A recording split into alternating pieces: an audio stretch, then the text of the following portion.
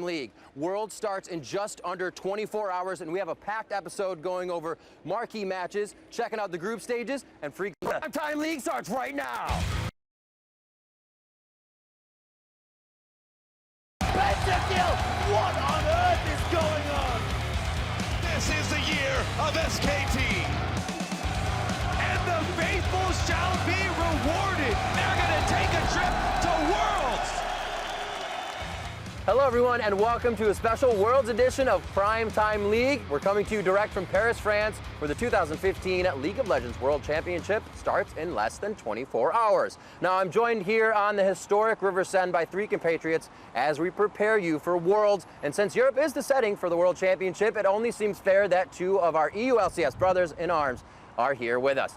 First, former pro player turned caster, best thing in the world, Mitch Crepo Force Pools. Next, his colleague Trevor Quickshot Henry from the European LCS. And finally, from the North American LCS is David Freak Turley. Gentlemen, thank you for joining me here today. Gorgeous, isn't it? It is. It's pretty chilly on the river, A little chilly. That view's epic. I'm gonna say that'll do it for me right there, but we have an awesome show, so let's deliver it. We're here to kick off the group stage of Worlds, so let's jump right into things and talk about the matchups. We'll kick things off with Group A, which people have been calling the Group of Life for some. And this group consists of Chronologic Gaming, Flash Wolves, Coup Tigers, and Pain Gaming. And it could be a real battle for the two teams that will advance. Crepo, since we're almost in Belgium, yeah. why not start with you, buddy? I mean, we're only 3 weeks off Belgium, but yeah, if you have faith, this is a group you really want to watch. CLG have a good chance of making it out top 2, if not first place. So everyone's looking at CLG, everyone's looking at Coup Tigers as well, but Flash Wolves, they could bring the upset. They really can, and I think there's a lot of things to prove for all 4 teams in this group. Chronologic Gaming back on the international stage after multiple years being away. Coup Tigers choked so terribly in IEM earlier in the year, and they didn't perform necessarily the strongest in their own region. Pain, they're finally at Worlds. They've been wanting to be there for so long. Yeah. And of course the Flash Wolves, they were just overtaken by AHQ at the end of summer. So I think all 4 of these teams want to show up on the international stage. And truthfully, I think 3 of them have a pretty good shot to making top 2. Well, it's interesting you say that, because I actually wanted to bring up, especially as you're talking about Group of Life here, that this is probably the best chance for a bottom seed team, like a pool 3 team, to actually make it out of the group stage here. Pain has about the easiest group of teams they could possibly hope for here, so this is like their chance to show that wildcard teams can really compete well on the world stage. Outside of like individual upsets like Kabim and whatnot, I think this is actually a real chance for them. There is a real chance, but it's still a very distinct difference like between Pain and 1 in 20, you know. Yeah, something. 1 in 20. And most of that will rely on Kami. Kami's their mid laner, is really, really big in the Brazilian scene, really popular as well. He'll have to roam. So we don't think Kami's going to take it just from winning his lane, but he does put pressure on other lanes. And maybe, you know, some of these Worlds teams are not used to roaming mid laners as much, and he could make the difference. But it's unlikely. It's going to help at least that the 2 favorites in the group, Coup Tigers and CLG, have mid laners that are relatively passive in lane. Everybody who does remember Kaboom, we are in Europe, does remember it. It was the charm from the mid lane that caught Frog and that started the snowball that then allowed them to win. So I think there is a shot for Pain in that regard, but it'll have to be a big individual performance. Yeah. And I do think if you look at the 2 teams that are the favorite, that a lot of people are talking about, CLG and Coup, there's so much debate about who's above whom. But I feel there's quite a stylistic mismatch between the 2 teams. You know, CLG are very, very focused around their top lane, and very, very focused around getting Zion to carry. Right. And especially early game focus as well is the thing. Like, these guys are the early game team of North America, and Coup are the late game team of Korea. At least of the teams going here, they have actually very bad early games, and they come back to it later on. So that to me gives like a slight edge to CLG that I think they can actually close out the game from there if they get the early game leads that they're supposed to. But of course, you know, at Worlds, anything can really happen, of course. And I also think the early game pressure that Flash Wolves could be bringing to the table could also upset the likes of either CLG or Coup. You know, in a lot of the prep that we were doing, we were looking at how Flash Wolves and the whole LMS region tends to focus a lot of their ganks on Dragon, ganks on bottom lane, things like that. If they get ahead early, that could be the way that Flash Wolves gets an advantage and then presses through for a Nexus kill. Well, you're mentioning passive mid laners here from the other 2 teams here. I mean, Karsa and Maple are probably the 2 best players in their role of the LMS. These guys are incredibly good here. So those are the guys that I would expect to lead the upset if it happens here from Flash Wolves.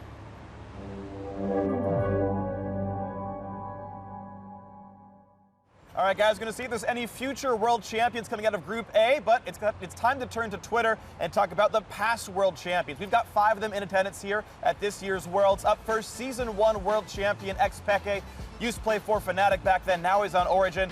Next up, Season 3 World Champions SK Telecom T1 have Faker and Bengi returning on the same team. And finally, last year's World Champion Samsung White, their mid laner Pawn, is now on Edward Gaming. Their AD carry Imp now over on LGD. Very strong players, very strong teams. And our question is, which of these 5 players will have the highest KDA at the end of the first week of group stage? That goes from today throughout Sunday. I'm going to say that's Imp for my vote. And to get into the PTL Hall of Fame, tell us exactly what that player's KDA will be. I'm going to choose 25.0 KDA for Imp. Guys, if you want to be right like I am, send your answers to @LevelEsports with the hashtag PTL and let us know who's going to be. 25 KDA. Aim it pretty high there, Freak. So while you're tweeting in your own answers, let's move on to Group B now, where you have life, there must also be death. And people have been referring to Group B as the group of death. That's because it's a group packed with the talented teams, and not all of them will make it through. This group consists of AHQ Esports Club, Cloud9, Fnatic, and Invictus Gaming. Freak, what do you think it takes to win this group? I think it takes a very consistent run through. All of these teams are on some level very real threats. The fact that Cloud9, who's won North America so many times, is actually the bottom seed here, tells you it's a pretty damn strong group, right? You've got #1 from LMS, #1 from Europe, IG definitely no slouches as well. I mean, it is a scary group. The skill set here is strong, so it's being consistent, it's taking every game intelligently, don't underestimate your opponents, and thing is, I don't think we're going to see a 6-0 team coming out of the group, so it's that consistency that does matter. I definitely agree with Freak here. If you look at the teams, yes, Cloud9 is a favorite for almost 4th position, but any team that gets behind Cloud9 early can still count on the fact that High will be shot calling supremely well, and that means you can still lose that game, even if you are on paper the better team. So people will have to watch out for Cloud9. But looking at the top of the table, ING and Fnatic should still be head and shoulders above AHQ and Cloud9 overall. Yeah, it's going to be interesting though, because Fnatic, the last time we saw them in an international tournament, they looked great against SKT in a best of 5. In a series, they pushed them all away. But in the group stages, Fnatic completely floundered. Now, admittedly, that was without Reckless. That was a different mindset. It was different strategies, different meta. So I want to see how Fnatic handles themselves in the group stages, and I also want to see how well AHQ can continue to perform. They've had a phenomenal run throughout their own region. They've come in from the LMS looking head and shoulders above everybody else there, and LMS as a region is consistently underestimated or undervalued by international competition. I still feel Fnatic and IG should be just a little better than them, but they are a definite threat that cannot be underestimated. I'm going to keep my eyes out on Kakao and Rookie, especially that duo seems to be one of the highest talent mid lane jungler duos we have across worlds even, and Kakao in particular, his team actually sets him up for glory. Like, he gets the most hard leashes out of any other jungler in the tournament. He gets help level 1, and then he snowballs, then he takes on the enemy jungler, and then he starts ganking the lanes. So if we see that Kakao on form, he may very well be the best jungler in this tournament. Clearlove is probably the only one that could match him for that title, and that's debatable as already. So Kakao is definitely the person for me to watch in this group. It's interesting because Worlds in general, I feel like, has a weaker pool of junglers compared to previous seasons. Like, it's kind of the overall sentiment here. So having those few standouts is actually more important here than before, where you just kind of squash a bunch of other people who are not as good as you. They're mere mortals. So yeah, watching those guys run around is going to be important. I actually care about the mid lane matchups here as well. Westdoor, I guess, is debatably very strong. There's, contention whether he's very good or not. Guy's always a world, right? Yeah, right. Yeah, exactly. The guy shows up, which I think is important to me, but you got Febiven in his rookie season actually going quite well up against Rookie, which is great. That just makes it very fun overall. And even Incarnation, his rookie season, by the end, he started getting really good. This is, I think, very close mid lane talent-wise, and it's going to make for some very interesting matchups. I can only add to this, and I think the top lane is going to be similar story, and if not even closer. You've got Balls with all the criticism in his play. You've got Ziv, arguably the best player out of LMS, and then Huni as well as Zitai, all doing battle head-to-head on a patch in a meta that favors top laners, where you can win games if your top laner is good enough. So I'm going to be very excited to see how they handle themselves, but more from the angle of how does Balls step up against the likes of Ziv, Zitai, and Huni, because I think that is a very big mountain to climb. Definitely going to be an interesting group from what you guys say to watch the junglers and their cooperation with mid and the top lane.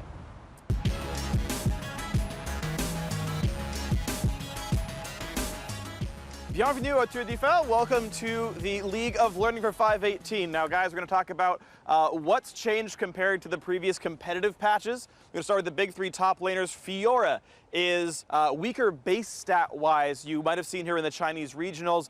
Now she won't just outstat you, so lane bullies like Riven and Renekton should be able to handle her pretty well, but she still does all the tricky Fiora things. Her damage is still very high. Move on to the next top laner, Darius, also nerfed for the laning phase, the biggest change being the mana cost to his Q. He will actually run out of mana, so if you can sustain from him or dodge enough Qs, he will and you can try to beat him that way, but he's a big lane bully. We'll see him some at Worlds, but I would say probably not too terribly much. Also sustained down a little bit in lane, up a little bit potentially in team fights. So overall change there. Now next up is Gangplank, top laner, or maybe a mid laner as well, but since you saw him in competitive, he's lost a lot of barrel damage and a lot of barrel armor pen. Also, one of the bigger changes since you last saw him in competitive, though this was already on live for you guys, is tossing out a third barrel really quickly has a longer cooldown because you can't just chain them out quite as quickly, so that's another important change to think about for him. Next up, Lee Sin in the jungle. Recent set of buffs for him. Not only did he get 5 attack damage on Warrior, but also his ulti will do a lot more damage if he kicks a tank into other people. Also, his energy return is a bit better for him. There's a lot of Lee Sin mains in here. I think we expect to see Lee Sin very commonly picked, especially to snowball top lane. That's our big prediction for him in this tournament. Next up into the mid lane is Azir. He lost some movement speed. That's a really big one. Now you actually have to be a pretty good Azir to get away from ganks and to get away from team fights. Also, he lost the multi-hit damage on his Q. So much more of it is his auto attack uptime in team fights. He's more of a DPS mage, much less bursty, and again, easier to catch. So down a few pegs, still likely to be a viable champion. Now let's move on to the bottom lane. Mordekaiser's the new big thing. Now we haven't seen him at all in competitive play, so he's a big question mark here. But compared to what you guys are seeing in solo queue back in 5.16 and 5.17, a lot lower sustain early on. He can actually be harassed out of lane most likely. And the real big question is how players are going to play him. Even among the pro AD carries playing him in solo queue, some max W, some max Q. What items do they build? Those are all big questions. And seeing how the teams play around Mordekaiser in the bot lane is going to be a big question for us here at Worlds. And either way, it's going to be very fun.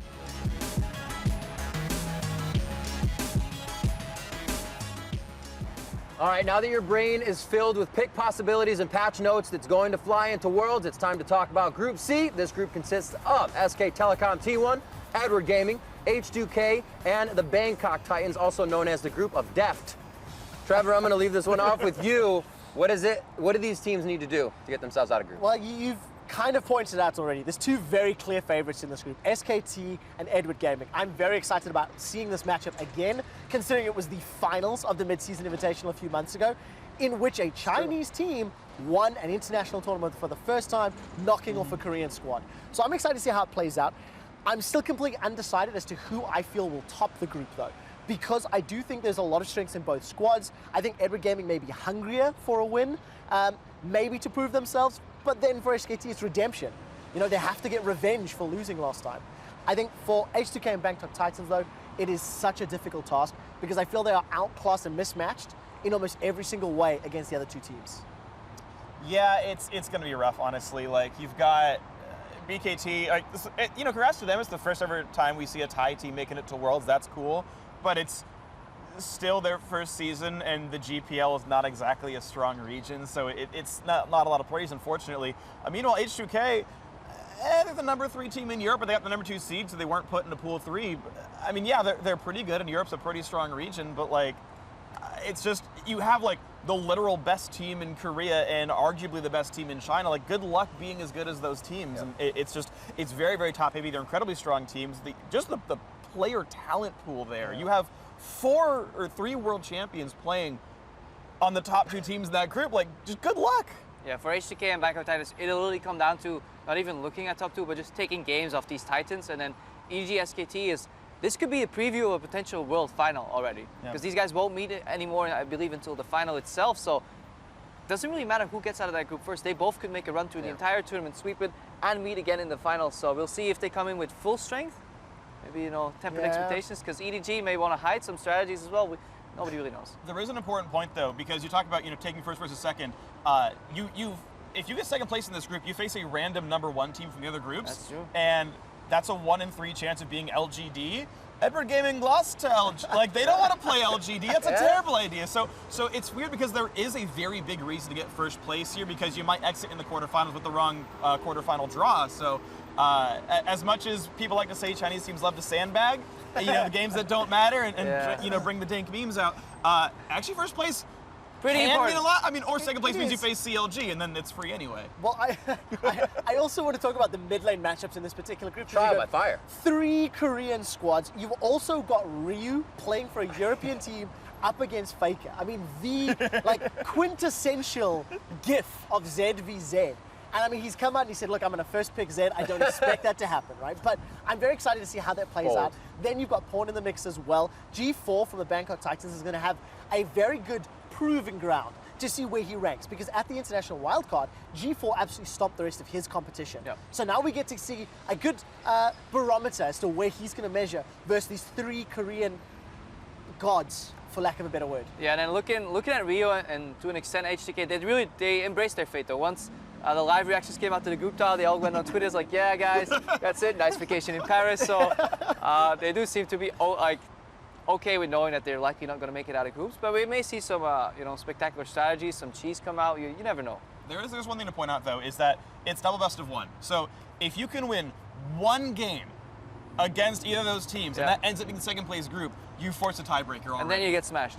I mean, maybe, right? But like, what we saw that happen at Edward Gaming versus HQ last year, whereas like, actually, like, Green Tea played out of his mind, landed a million hooks, and it was like, okay, now this is close. Like, now you've got a real chance, and like, if you pick that 1 game off the right team, that upset can happen, and that's what they got to pray for, that 1 game, and then hope that you get the tiebreaker win. It's going to be awesome. There's no doubt that Group C is a huge powerhouse.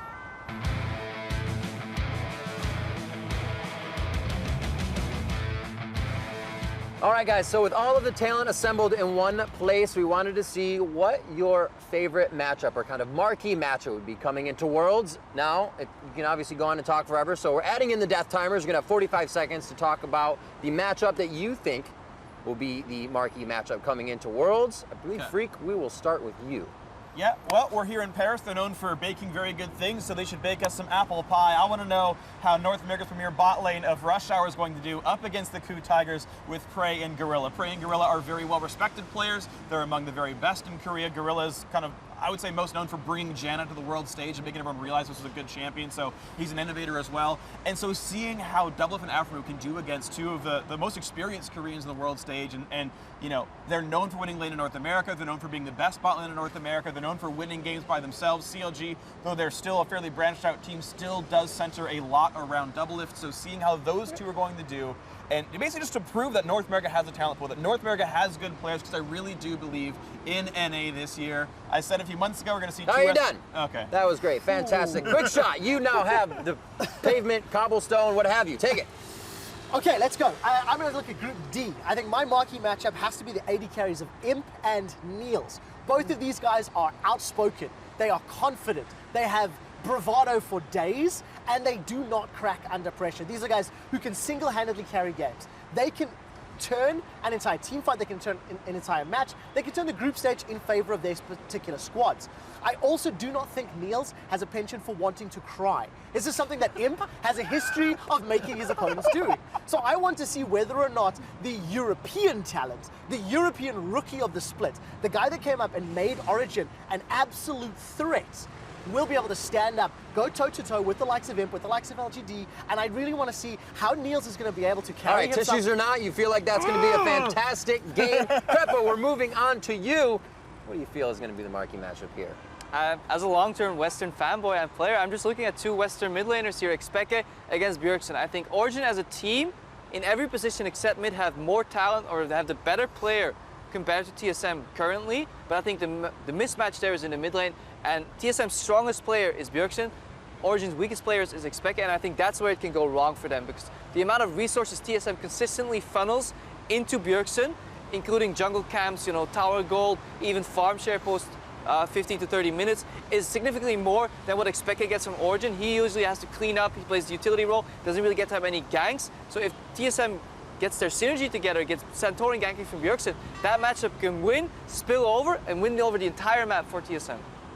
Wow, you had 3 seconds to spare. I'm going to give you that. You want to say anything to your fans? Treppo win. All right, gentlemen, thank you for that. While I have my own opinion and critiques on your performances, they went well. We want to know what you think and who won. Send a tweet to @LOL Esports along with the hashtag Creppo1 if you think he made the best case, or you can go with QuickShot1 if you think QuickShot said it the best, or of course Freak one if you want to go in that punny direction. So now we have a special treat for you as French casters Chips and Noir give us a taste of Paris.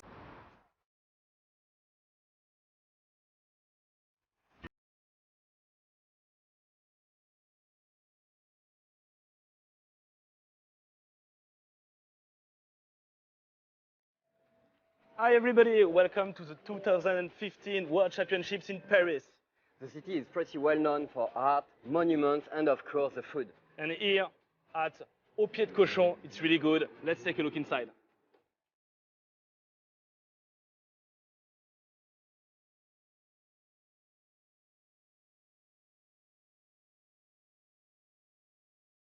So we're in France, and in France, as a starter, we take escargot.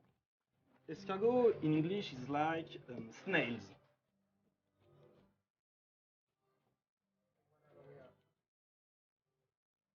Let's have a taste. Cheers.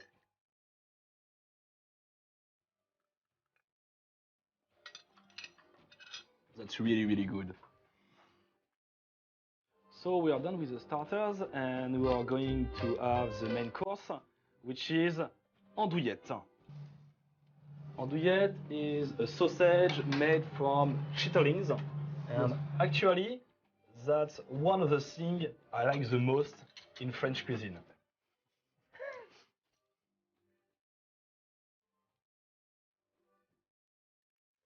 That's really, really, really good.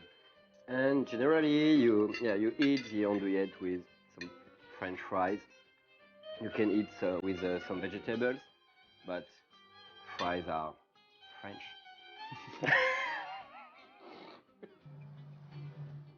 So in France, we have a sentence that says everything is good in the pig. In French, tout est bon dans le cochon.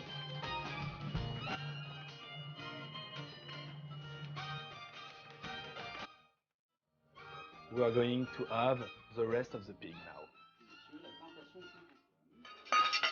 Avec sa sauce béarnaise. Bon appétit, bonne dégustation. Merci. This is the foot of the pig, this is the nose, this is the ear and the tail. So the thing with the foot and the tail is that you got a lot of bones, so you have to do it with your hands.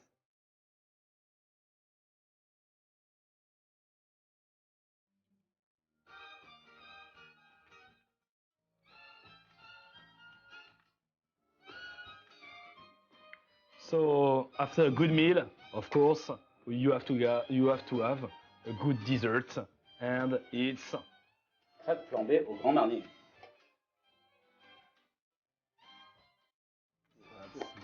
so nice.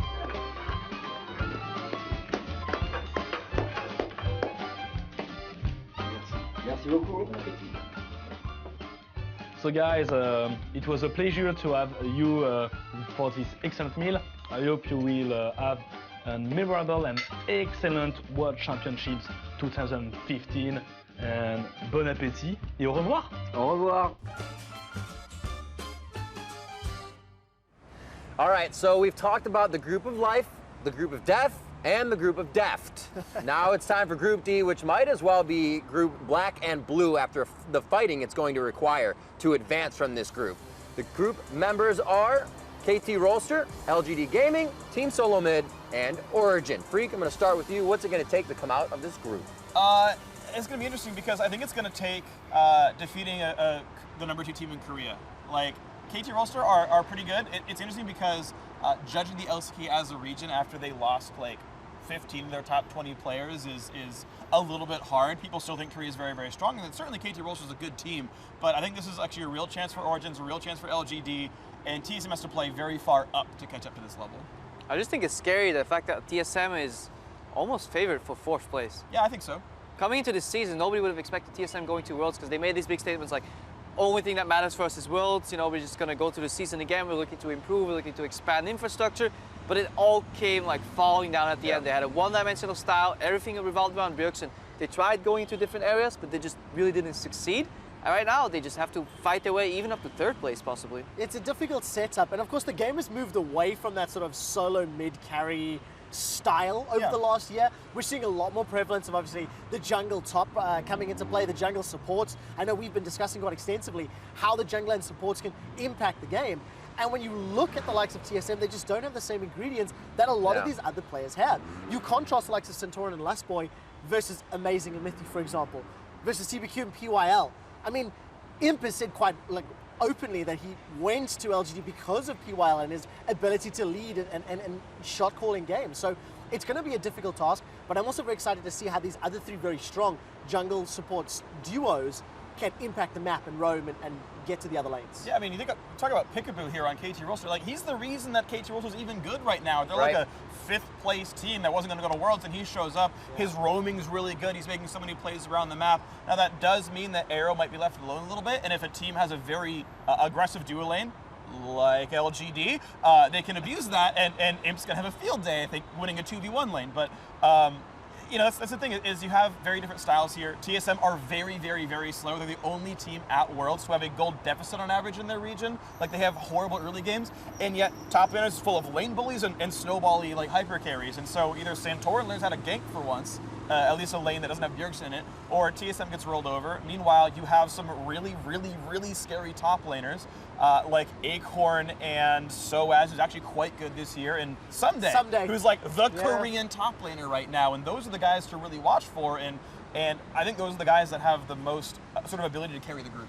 Yeah, there's just a lot of good communication in the top 3 of these, or in these 3 teams, and then TSM has been struggling a little bit with communication, but they could have fixed that in the bootcamp. Obviously, we don't have any insight, because if they fix that, I do think they have the individual talent. I think Centauran is underrated when it comes to mechanics and actual gameplay, but it just doesn't seem to be any confidence. Him and Lustboy, neither of them is really stepping up in the communication department and leading the charge when it comes to roaming together, controlling the map, and I think that will be one of the biggest weaknesses for TSM.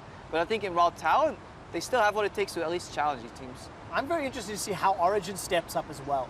You know, I still feel that LGD and KT Rolster are the sort of the stronger teams of the 4, but Origin's the one that I think has the ability to surprise, because they have consistently impressed in every stage of the tournament. They went from Challenger to LCS, went undefeated practically. In LCS, they showed up, they took Fnatic to all the way to 5 games, and I mean, so has outclassed Huni multiple times in that series, which is something that nobody's been able to do in Europe all year long. And this is a guy who I personally felt was like an old dog learning new tricks. I wasn't sure how Soros was going to do. The weak link for Origin, in my opinion, is going to be Pekka in that mid lane, and I think their ability to surprise and make it to playoffs will hinge on how much better Pekka can get from the end of LCS to now Worlds. And one last thing I want to talk about real quick is LGD's AD carry Imp, I think, is by far the best AD carry in the world, easily the best AD carry at this tournament. And even though we keep seeing like AD carries are sort of falling off and they're less valuable and top lane carries are big and Azir was crazy for a while, Imp is a player that can hard carry a game and can put his team on his back. So I want to see how that bot lane goes for LGD and what they can have Imp do, because he's a very exciting player to watch. Oh, we're going to have to see. Group D, our final one. Definitely a lot of back and forth between TSM and Origin. We'll have to see how they fare with the other strengths of the group.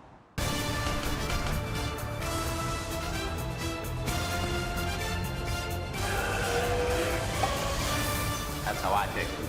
That's how I pick him. That's how I pick him. That's how I pick him. That's how I pick him. That's how I pick him.